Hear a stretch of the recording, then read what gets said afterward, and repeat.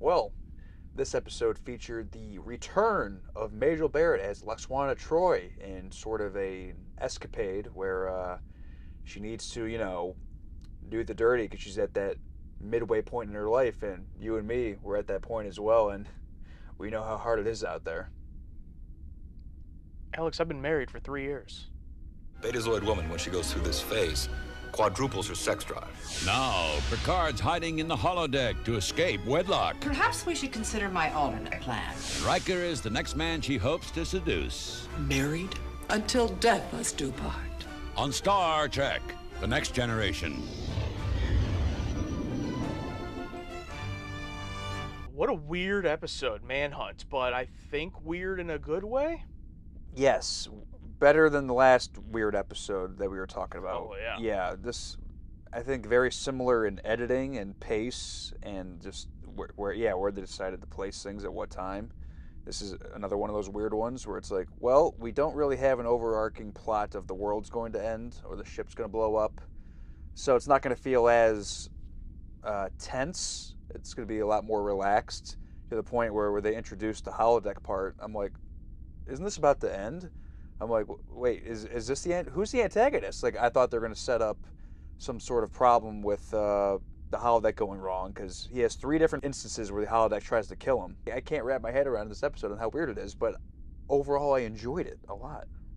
Yeah, TNG has had a handful of these kind of what I would call sitcom plot episodes where, there's no huge stakes or anything, but up to this point, in each of those kind of episodes, like off the top of my head, The Big Goodbye, Haven, they try to shove in high stakes. And in this one, they really didn't. Mm-hmm. They just let it be this fun character episode. Definitely the Dixon Hill stuff coming in brought it up a level. Had it just been that plot with Troy's mom the entire time, it probably would have felt too thin. Mm-hmm. But I did not expect it to add, even a holodeck element, let alone bringing back Dixon Hill. It was such a shock. I don't know if I've been that shocked halfway through an episode before. So, but it was I was like, oh, okay, like, awesome. And really enjoyed that, but every time with the holodeck, it seems like ends up being a problem. And it's like, this is the first time where I kept trying to look for the problem. Like, oh, is that the problem? Is that the problem? What, are they trying to keep him there or whatever? But no, they're just hanging out in the holodeck, and that's it. They teased us with the problem. That's the funny part. They teased us with the problem. Oh, he keeps trying to get killed. The holodeck's trying to kill him. But no, the holodeck almost is the solution. I get no thoughts from him at all, nothing. And I never realized how erotic that could be. So it's like, oh, it's the solution. I kind of appreciate that. And it's becoming really kind of eerie. And I wonder if any of you guys who are rewatching this with us, who watched this when it aired, or in the 90s, whenever it was that you watched it, watching it now, if you do have any experience with using ChatGPT or any of the text-based models there are, because it's becoming very eerily similar to how they play out in these episodes. For example, him trying to retell it how to do it over and over, and it like not doing it exactly correct. Computer, perhaps I am not clearly defining my intent. A lot of times in sci-fi shows like this, when they come up with a concept like the holodeck or whatever it is, it's just always perfect and does whatever they want. But in reality, he tells it what to do, and it does that to the best of its ability, but it ends up saying, after all those failed attempts, the flexibility of the program is limited to the parameters of the Dixon Hill novels.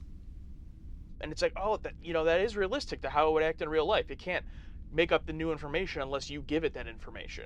They brought back, her name was Rhonda Aldrich, who played Madeline, as the receptionist assistant character. Good to see you again. You're too much, Dix. You make it sound like you ain't seen me in a year. So that's a great little callback, too, to go out of their way to even get, that small of a role to return. Yeah, it's like you did this little small role in Star Trek last year, and they even say in the episode, oh, I haven't seen you in like a year. It's like, I like that, because it was last season, right? Mm-hmm. And then I liked her a lot, and I also liked the guy who played Rex. I feel like, I don't know, he just nailed his role down to a T. The bartender? Yeah, his name is Rod Arentz. He's got no picture in IMDb, I assume, because he hasn't done much. And also we have a recurring star on Target Audience, Robert Costanzo, who played Slade Bender, who was in Total Recall. Yeah. So he's been in 2 things now on the show, so that means he's a recurring star. What's up with the Dixon Hill having the great guest actors in there? Lawrence Tierney, the guy from Jurassic Park 2. Big stars. Also, someone's going to bring this up, so we got to bring it up. Mick Fleetwood from Fleetwood Mac is one of the the Antedian dignitaries. That's insane. Just to stand there. Maybe he was a big fan of Star Trek back in the day. It's like, I will do anything to be on this show. I will sit in makeup for 6 hours, get all this stupid crap on me, and go eat food, eat food. Food! Food! Food! Or the vermiculite. I'm hoping for their sake that was just a mask, because sitting in that, if that's practical makeup, oh, that would have been horrific. Oh yeah, yeah. But it looked great, and I love these Antedians. I mean, this is what I want alien creatures to be like, that aren't, that aren't necessarily going to be villains, like just side alien creatures. They show up, are in a catatonic state and do nothing most of the episode. They wake up and eat fish, and then it turns out they're assassins. There's just like a great side character. That's all you needed too. It's like, we don't need them walking down the hallways or something, because I know it's going to look horrible, because you probably can't even see through that. They probably had to guide them. Okay, go like this, like you're eating. Okay. But like, I love the effect of like the big eyeballs, because I don't think we've seen an alien species in Star Trek, because for the most part they always have the eyes in the regular spot as people do. This is one of the few times where I think they had like exterior eyes from like a normal person. So I'm like, okay, we can't have these, people walk down hallways. It's gonna be bad. But it's like, how do we involve them? Oh, let's make them assassins at the end. Perfect, great. It was a really cool effect when the one blinks.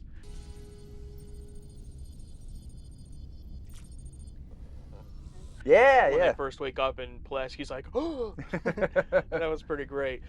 Data was pretty good in this episode too. He gets all excited when he gets to join Picard and Mrs. Troy on their dinner dates and give all of his anecdotes, which Picard usually always shuts down, but now he's pretending to be interested. Accurately calculate the distance between the Omicron system and the Crab Nebula. Fascinating. You kind of feel bad for Data, because it's like he doesn't know Picard's using him. Yeah. But hey, it's a win-win, I guess. But Data gets to finally explain something. Very small moment, but I appreciate it. It was just Worf looking at this race with this like stern face, and you think it's similar to the one with like the bigger species playing dumb. It's like, you think he's thinking, I don't trust them, but he says,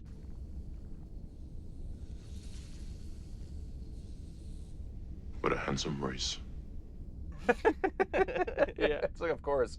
Meanwhile, everyone else is saying, oh. What did you think about, before we got to the Dixon Hill stuff, all the stuff with Mrs. Troy and Picard, in terms of like, obviously it's meant to be comedy, it's meant to be comic relief. Some of it was funny. I'm definitely glad they didn't stretch it out for a whole episode, because like, what else is there to do? But I found it just, a fine, entertaining few scenes. I find her charming. She's funny. Her just like, I find her funny. Her with her guy, Mr. Hom. Going like, okay, they're checking off every dude. It's like, goes up to Wesley. It's like, oh no. It's like, oh, you're too young. And then Worf, like, oh. Your thoughts, they're primal, savage. I like that in a man. I am not a man. I love the idea of her just going to every man on the ship with Mr. Hom, just checking off like whether she'd marry him or not. And of course lands on Riker, and Riker's like, oh, okay. This is he doesn't attest to it. I guess we're getting married. Yeah, and I understand she's a higher up person in Starfleet. Like, what do they call her? Ambassador, I think? Yeah, an ambassador, yeah. But it's like, can you really not say no to getting forcefully married? I mean, it's funny, I get it. Your Commander Riker and I will be joined in the union of matrimony. How about the fact that they reference going to check out Geordi, but we don't get to see that, and LeVar Burton's not in the episode at all, which is rare. Ah, yes. Let's do it. I'm not getting any younger. It's weird. Yeah, I don't know. Maybe there's a story there.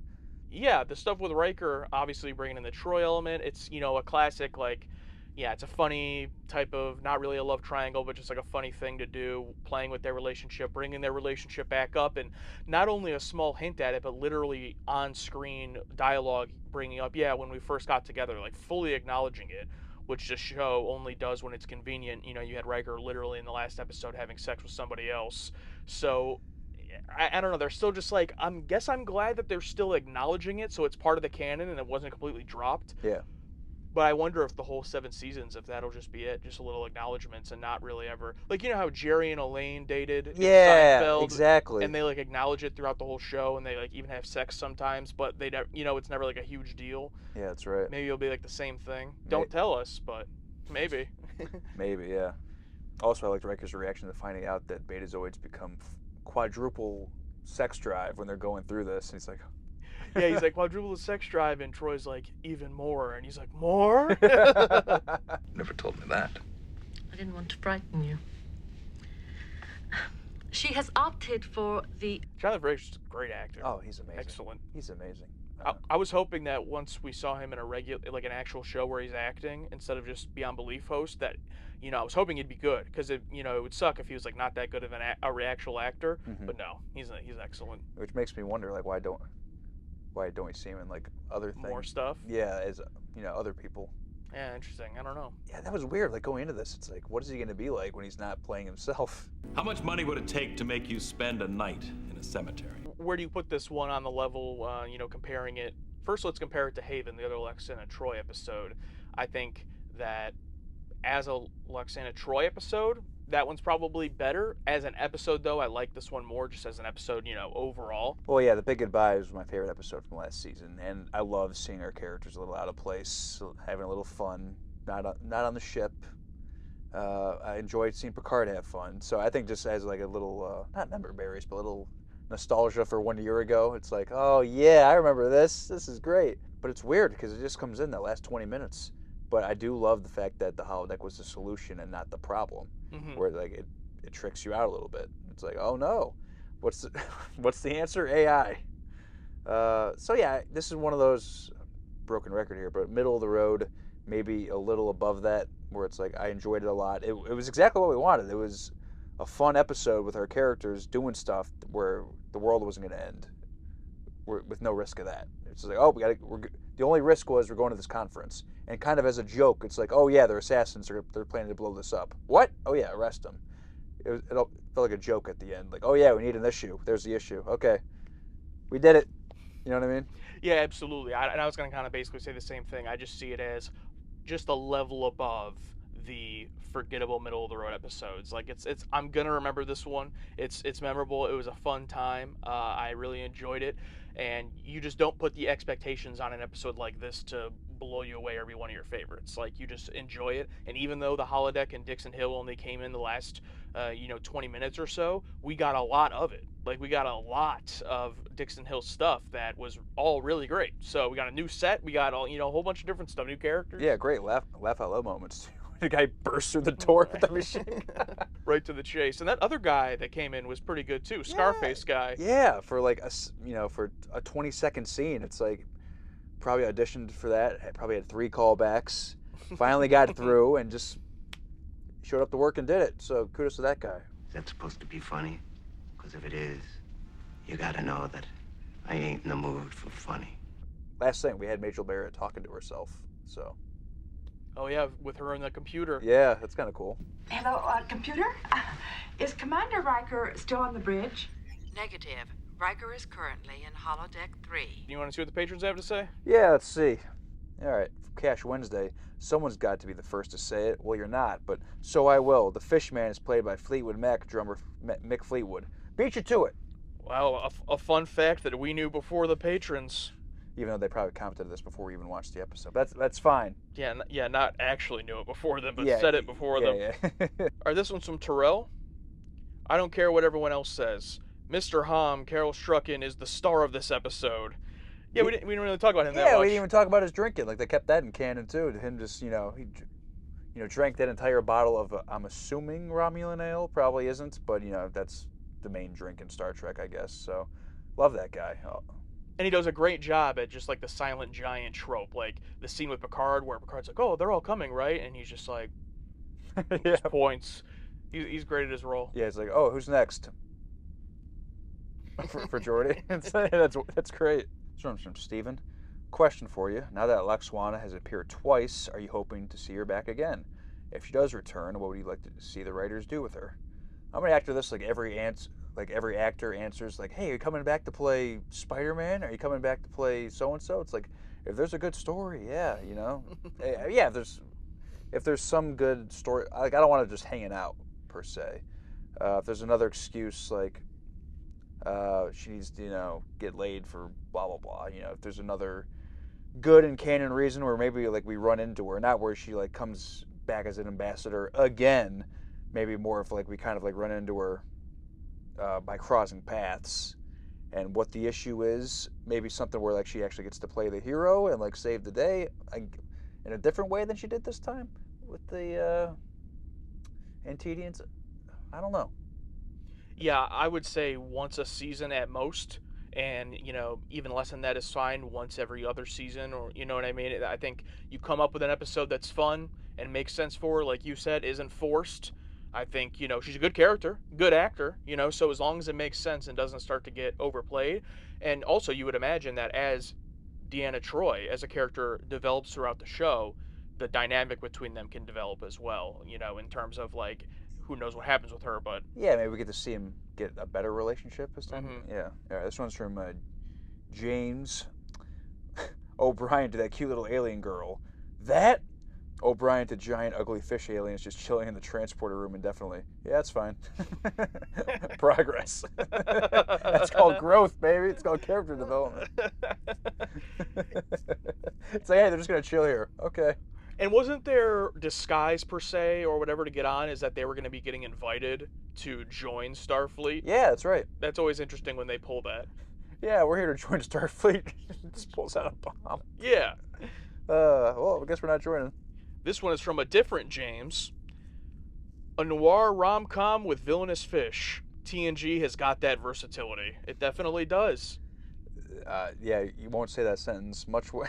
Not many other places. Yeah, not many other properties or genres are you going to say that, and to do it well, not just attempt it, but actually do it well for sure. Right, this is from Haven SMM. You have Dixon Hill, the holodeck, and Loxana Troy. Just a fun episode. Nothing more, nothing less. And I think I agree, and I think that's all the episode needed to be. I was about to say that sometimes that's all you need. It's all you need. It's a roller coaster. Now, do I want that to be the whole entire show? No. I want Matter of Honor and Measure of a Man and Q Who and all that, but this is fun to have as well. Yes, sometimes I feel like crying, and sometimes I just want to watch Patrick Stewart as Jean-Luc Picard as Dixon Hill, and that's okay. It's